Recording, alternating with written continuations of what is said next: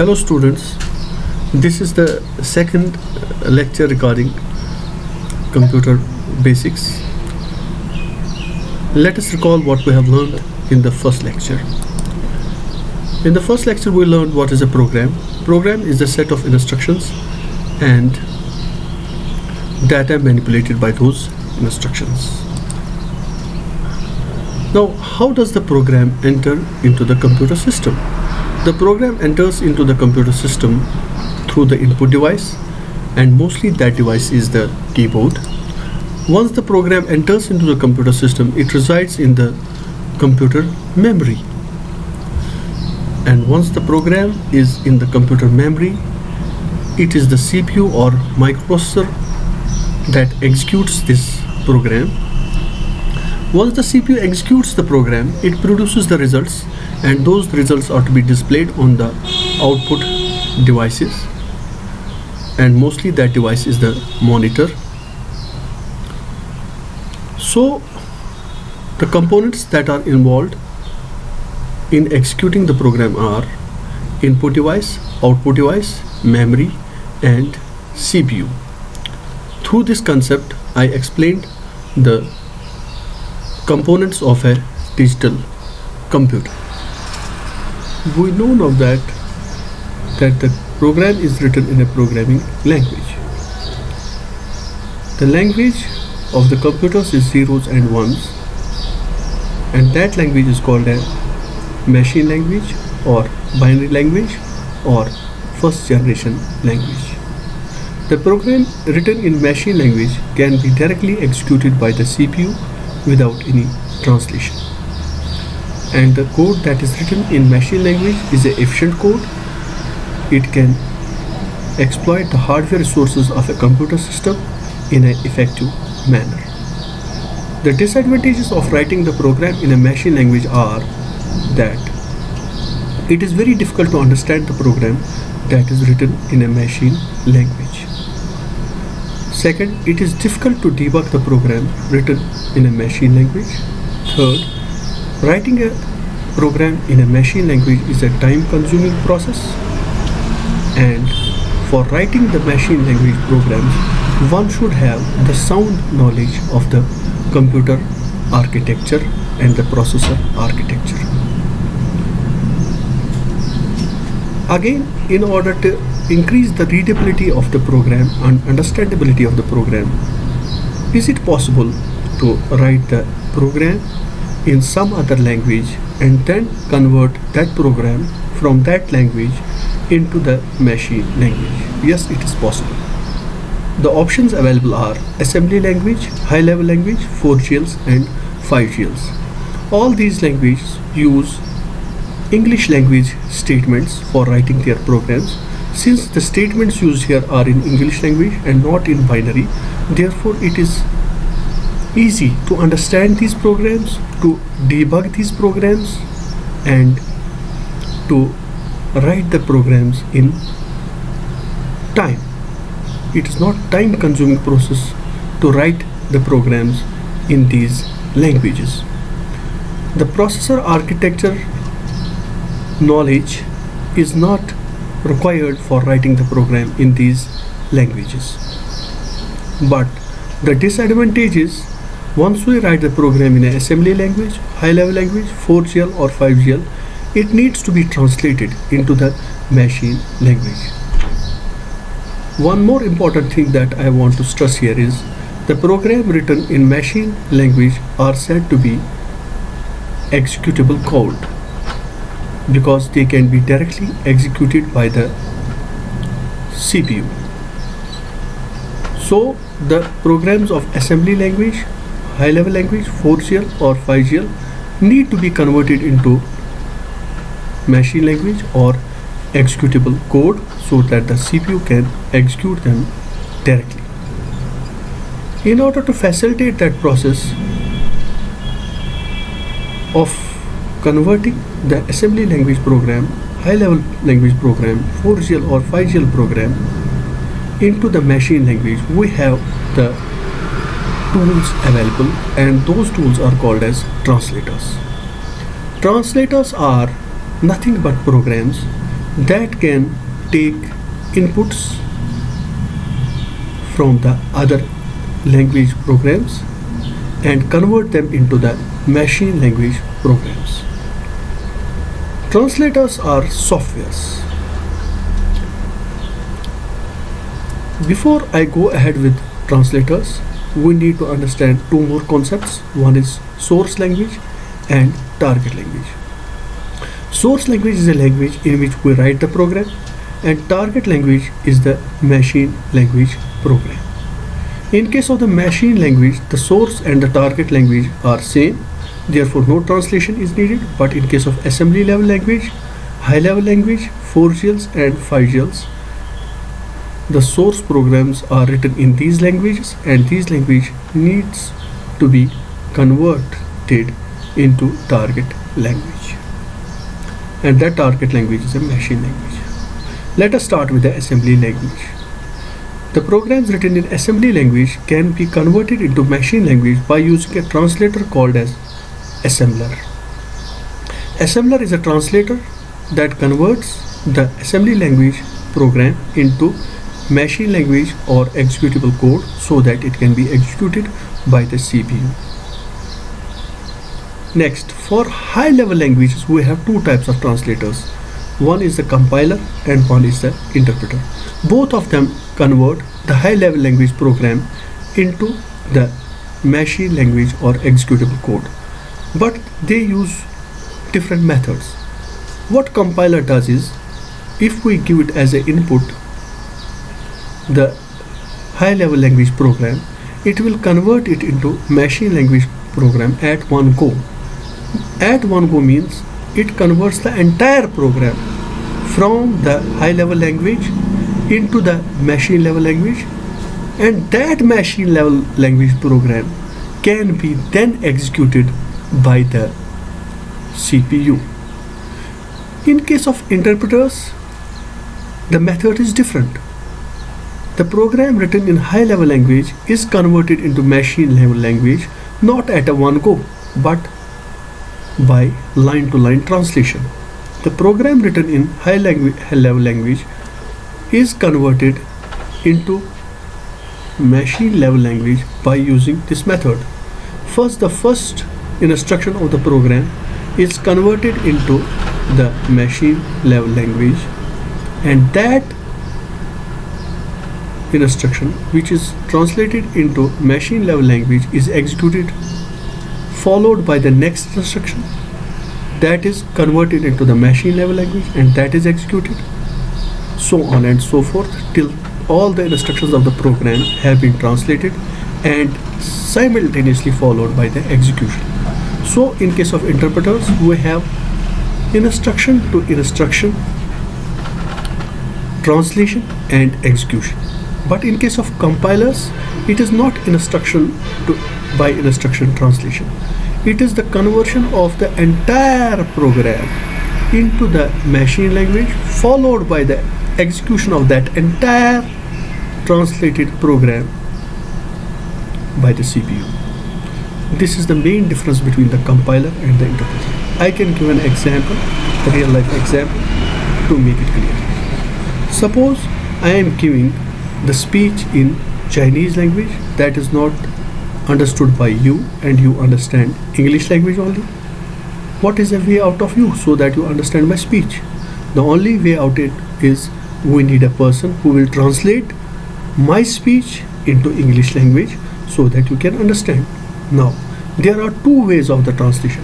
One is that I complete my entire speech, and after the completion of my speech, the translator will translate my speech, that is the entire speech, into the English language, and he will read out it to you so that you can understand my speech. This is exactly what is done by the compilers. But in case of the interpreters, the process will be like this. I speak out the first sentence of my speech, and that sentence will be translated into English language, and that will be delivered to you, followed by my next sentence, I speak out my next sentence, and that sentence will be translated into the English language so that you can understand it, and so on and so forth. So in this case, there will be line to line translation. So this line to line translation is exactly what is done by interpreters. Again, the compilers cannot translate the program till it is free of all the errors. That is, we have to remove all the errors from our high level language program before it can be translated into machine language. You should remember that we can make errors in writing the programs. This will be more clear when I take a class on errors, and I will give some insight into C language. Till that point you can wait. But in case of the interpreters, the first line that is translated is executed, and in that very first line, if there is error, it will not go into the translation of the next line unless and until you have removed the error from that line. The other translator types that are available to us are T-translator and language migrator. T-translator is a program that can be used to translate a program that is written in the machine level into any other language. If I have a program written in machine language, I have to convert that into assembly level language or high level language. I can use the T-translator for that particular language. Language migrator is another type of translator that can convert the program from one language to any other language. There is no restriction on source and the target language. I hope this is clear. Now we will talk about processors. There are many companies that make processors, and chief among them are Intel, AMD, Motorola, Zilog, IBM, Sun Microsystems, Apple. I will talk on Intel processors because these are the processors that are commonly used in PCs. In this list, I have given all the processors according to the time series that have been produced by the Intel. 4004 is the first processor that has been produced by the Intel, and this is perhaps the first processor that was produced in the world. This processor can handle only 4-bit numbers. That is, it can perform calculations on 4-bit numbers, that is addition operation, subtraction operation, these type of operations and other types of operations that are supported, but on 4-bit numbers. That is why this is called as a 4-bit processor.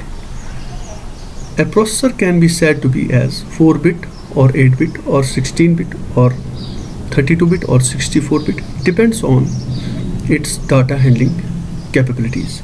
If it is able to handle 4-bit numbers, it is called as a 4-bit processor. If it is able to perform calculations on 8-bit numbers, it is called as 8-bit processor.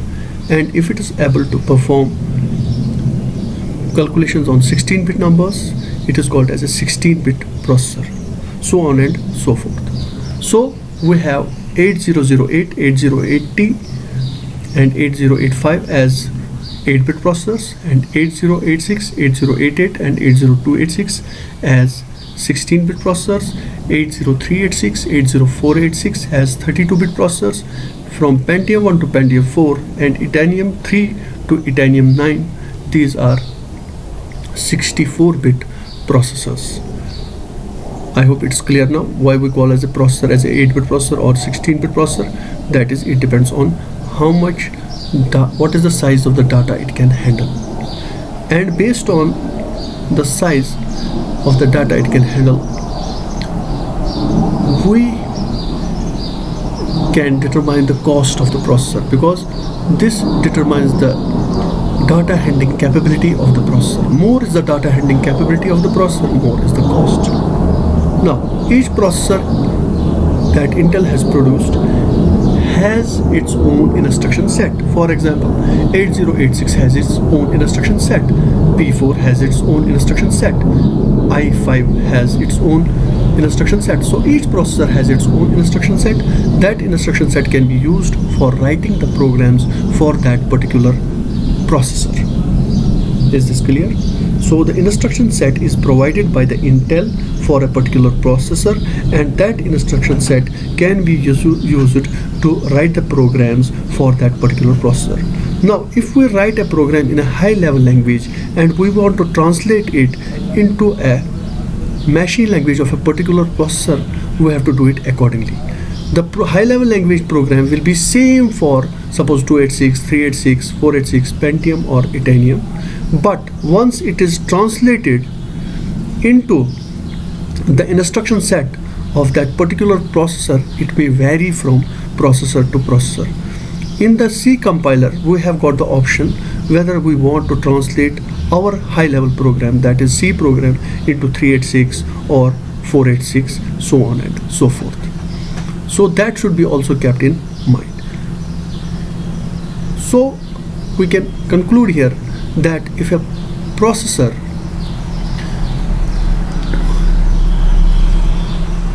has a particular instruction set, it will be only capable of executing its own program that has been written using its instruction set.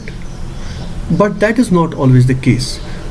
It is possible that we can run a program that has been written for 8086 on 386.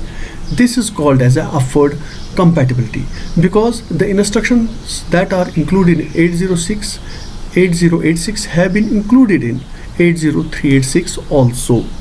So it is possible for the program that has been written for 8086 to get executed on a machine that is 80386 based machine. But it is not possible for a program that has been written for 386 to be executed on a lower processor of the series, that is 8086. This is called as downward compatibility. Why we have upward compatibility? It is because the existing softwares could be used on the new processors, as well as the new softwares that have been designed for the advanced processors would not be possible to be executed on lower processors, because the new processors have new features which are not supported by the old processors. This was all about processors. Now we move to the next slide, that is again about certain fundamentals. Who is a programmer? The programmer is a person who knows a particular programming language and writes its programs in that language. Who is the user? User is the person who uses the programs that have been written by the programmer. Now, what is user friendliness? User friendliness is the ease with which the user can use the programs that have been written by the programmer. Once the programmer writes a program, he should keep into consideration the user requirements, and he should design the programs in such a way that it is easy for the user to use the programs. If the programs are written in such a way that they are complex and the user does not know how to utilize all the features, definitely the user response for such programs will be negative. So user friendliness is the important consideration that the programmer should keep in mind once he writes the programs. Now, what is programming? Programming is a process of software development. By process of software development, we mean in developing the software we have to use certain strategies, and these strategies may vary from time to time or from product to product. What are the different strategies that we use for software development? We study them in a subject called as software engineering. Software engineering is the systematic, disciplined and the quantified approach for producing the softwares. Do we start with the programming directly? No, that is not the case. There are certain steps before the programming. Programming is also called as coding, and there are certain steps that are after the programming. We have to follow these steps, and then only we can make the programs or softwares. What are the different steps involved in software development? We will see that in the next lecture. I hope you have understood today's lecture. I'll be looking forward for your comments and feedbacks. Thank you.